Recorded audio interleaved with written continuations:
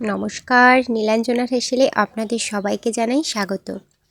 আজকে বানাবো পালং শাকের টক। হ্যাঁ, ঠিকই শুনেছেন, পালং শাকের টক। এই শাকটাকে আমরা টক পালং নামে চিনি। আপনারা কী নামে চেনেন কমেন্ট করে জানাবেন। তো প্রথমে শাকটাকে কেটে নিয়েছি, ভালো করে ধুয়ে নিলাম আর ঝালের জন্য কাঁচা লঙ্কা ফাটিয়ে দিয়েছি।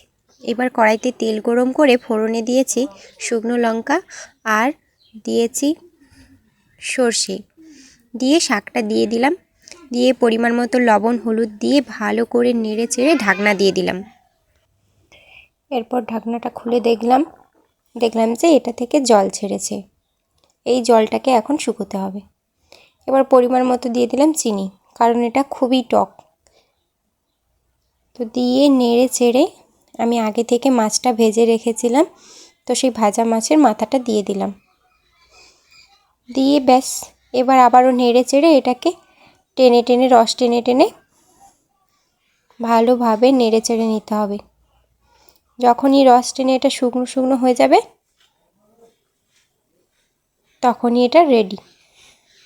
এই যে এবার এটা খাওয়ার জন্য রেডি। এটা ভাতের সাথে খেতে খুবই সুন্দর লাগে।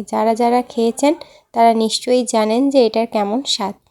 তো বাকিরা একবার আমি যেভাবে বানালাম এইভাবে ট্রাই করে দেখবেন।